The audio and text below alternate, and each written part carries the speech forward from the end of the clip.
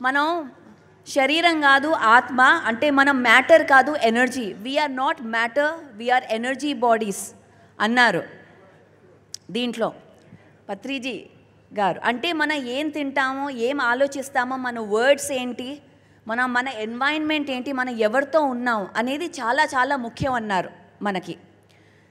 So ఇవాళ మన అందరితో ఈ యొక్క మిషన్ ఆయన చెప్పారు ఏంటి, మొత్తం వరల్డ్ అంతా వెజిటేరియన్ అయ్యే వరకు మనం నిద్రపోము, మన మిషన్ ఆగదు. అది పిఎస్ఎస్ఎం. సో మనందరికీ చాలా చాలా వర్క్ ఉంది చేయాలంటే, ధ్యాన జగత్ చేయాలంటే. మనతో పాటు ఇవాళ సౌత్ అమెరికా నుంచి వచ్చిన ఒక మాస్టర్ ఉన్నారు, ఒక గొప్ప great master we have with us today who joined us from South America. I would like to invite Nilo Del Monte from South America. Please come and share us about your message.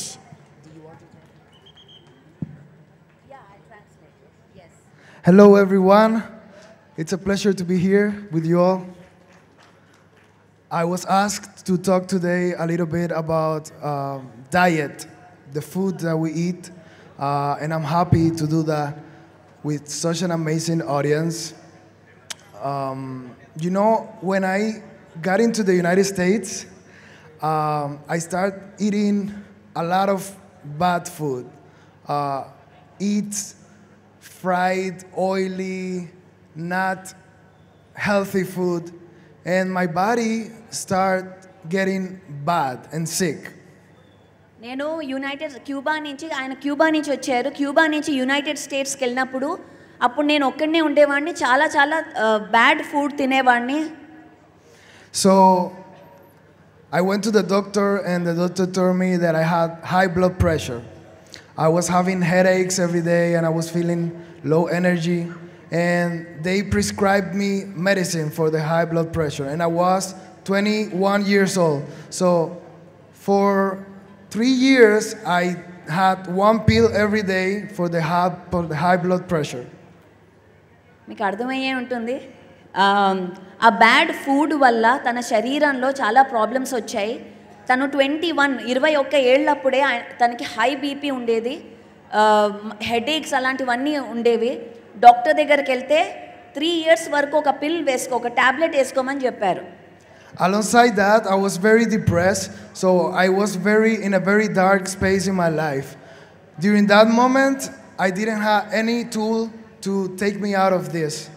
So in the middle of all of that, I decided to change my life and start doing yoga and meditation.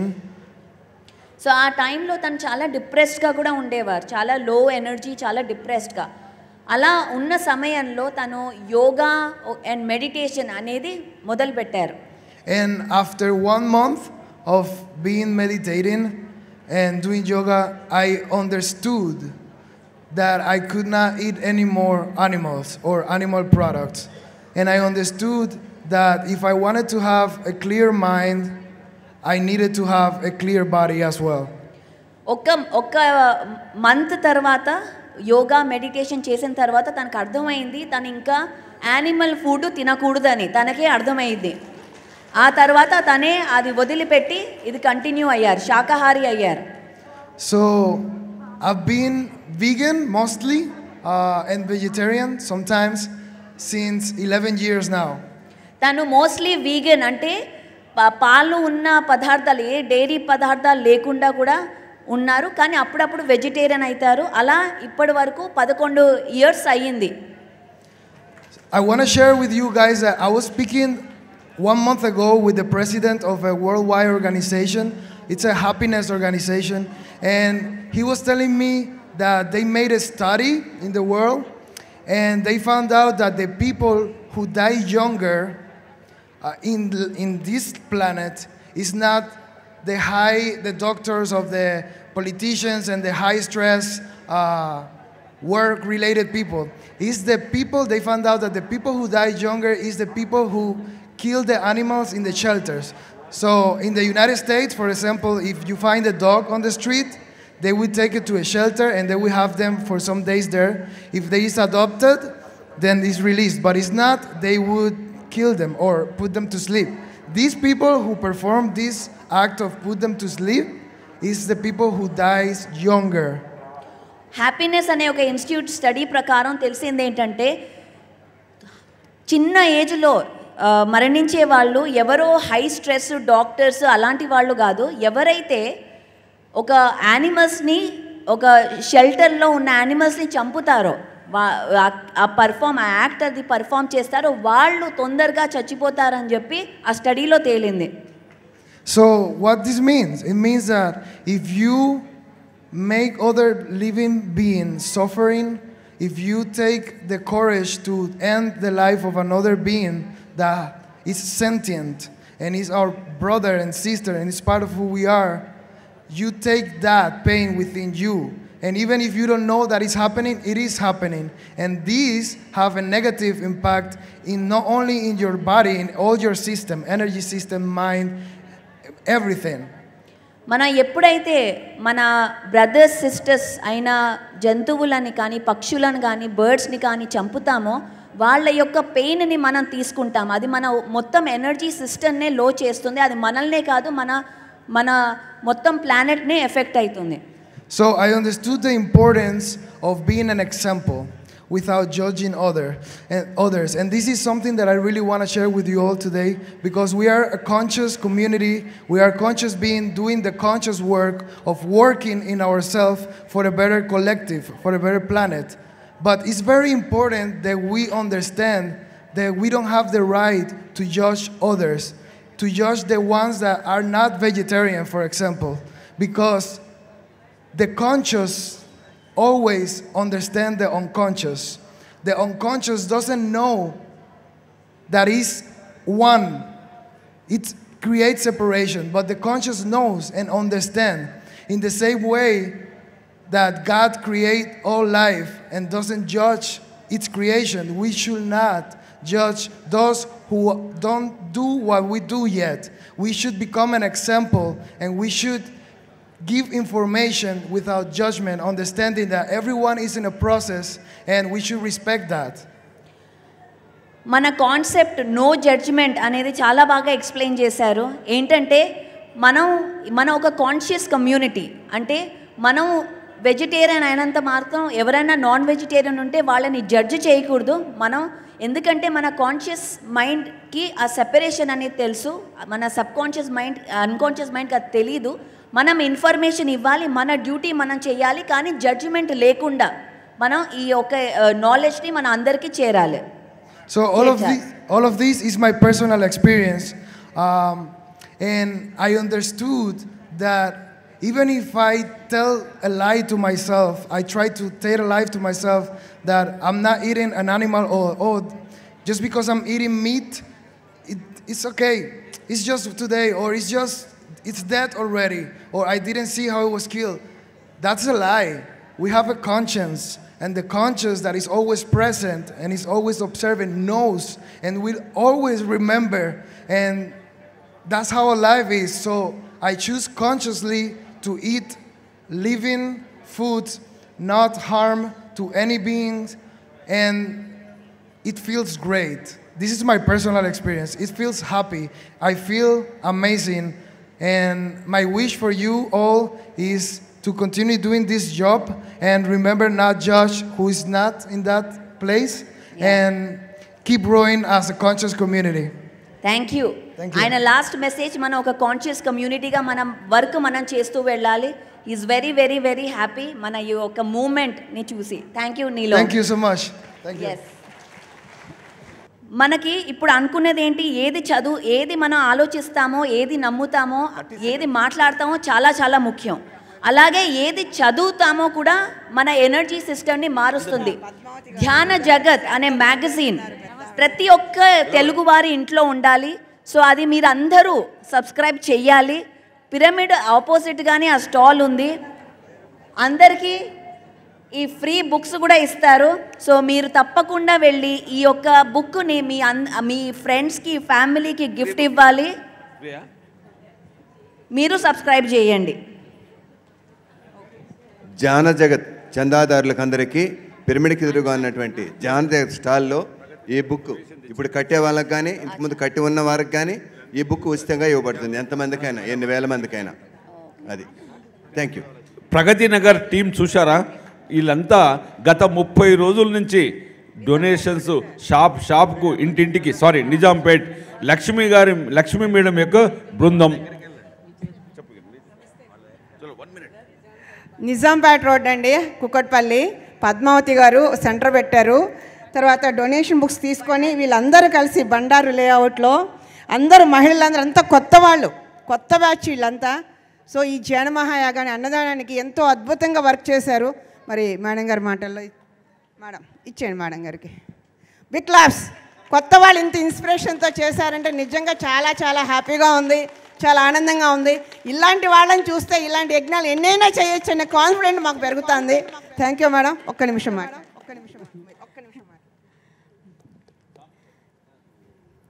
జగద్గురు పితామా పత్రిజీకి నా యొక్క ఆత్మ ప్రణామాలు. ఇక్కడ వచ్చిన దివ్య ధ్యానులందరికీ నా యొక్క ఆత్మ ప్రణామాలు. మేము నిజాంపేట బండార్ లేఅవుట్ నుంచి వచ్చాము. మాకు 9 నెలలు అవుతుంది మేము సెంటర్ పెట్టి. ఆ సెంటర్ తరఫున మేము ఒక 60 మంది గ్రూప్ ఉన్నాము. అంటే 100 మంది పైన ఉన్నారు కానీ 60 మంది రెగ్యులర్గా వస్తూ ఉంటారు.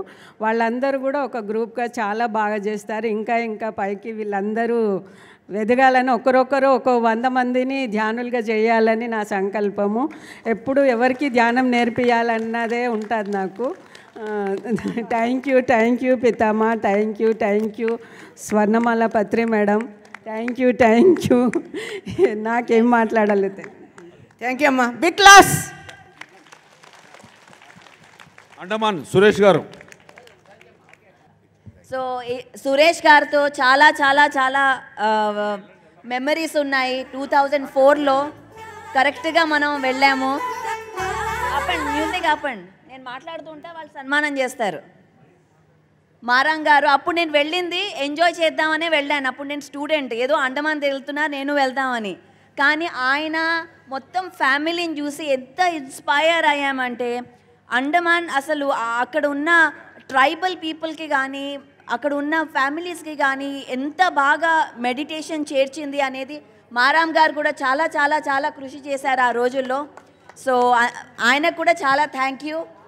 అండ్ అఫ్కోర్స్ చంద్ర మేడం గురించి కూడా చెప్పాలి. చంద్ర మేడం, మారాం గారు ఎన్నాళ్ళు ఒక 10 రోజుల కోసం వెళ్ళాం. మనం 20 డేస్ కోసం వెళ్ళాము అండమాన్కి. చాలా అద్భుతంగా సురేష్ గారు చేసిన ఆయన ఎఫర్ట్ అసలు మాటల్లో చెప్పలేము. అప్పటి నుంచి ఇప్పటి వరకు కూడా ఆయన చేస్తూనే ఉన్నారు. అందుకే ఈ గ్లోబల్ డేలో మీరు తప్పకుండా ఉండాలి, దీని గురించి మాట్లాడాలి. Thank you. ఈరోజు సాయంకాలం 7:30 నుంచి 8 వరకు బ్రహ్మర్షి పితామహ పత్రిజీ యొక్క డాక్యుమెంటరీ బయోపిక్ అరగంట పాటు ప్రదర్శింపబడుతుంది. గత 4 నెలలుగా విజయభాస్కర్ రెడ్డి గారు, దాట్ల హనుమంతరాజు గారు, పిఎంసి టీం, నవకాంత్ ఆనంద్, మరి నిర్మాణ సారథ్యం వహించినటువంటి నేను ఈ కార్యక్రమానికి ఎంతో కృషి చేశాం. మరి దీని గురించి నవకాంత్ మాట్లాడతారు. మాట్లాడేదేం లేదు, రాత్రికి వచ్చి చూడాలి అందరూ, అంతే. Very good. ఈరోజు సాయంత్రం మంచి కార్యక్రమాలు ఉన్నాయి. దానితో పాటు 7:30 నుంచి 8 వరకు పత్రిజీ గారి యొక్క జీవిత చరిత్ర ఫస్ట్ ఎపిసోడ్ ఉంటుంది. దయచేసి ఎవరు కూడా మిస్ కాకుండా చూడండి. ఓకే, బుక్ రిలీజ్ చేద్దాం. శివప్ప తొందర మాట్లాడతాను. సో మనందరికీ తెలుసు, 4 సంవత్సరాలు జూమ్లో ఆయన పత్రిజీ మనకి చెప్పినటువంటి థింకింగ్ అండ్ డెస్టినీ. ఎందుకంటే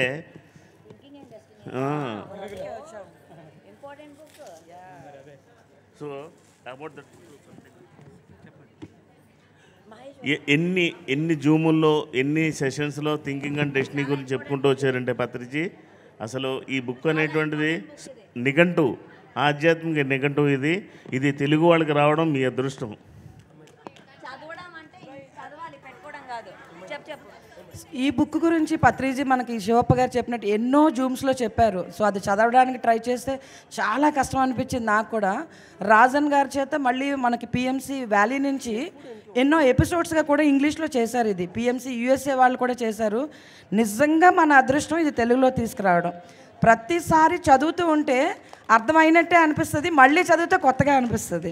అంటే మన నాలెడ్జ్, మన అండర్స్టాండింగ్ పెరుగుతున్న కొద్దీ ఇది నిజంగా అర్థమవుతూ ఉంటుంది అనమాట. సో ఈ బుక్ నిజంగా తీసుకురావడం తెలుగులో శివప్ప గారిని మనం ఎంతైనా అభినందించాలి.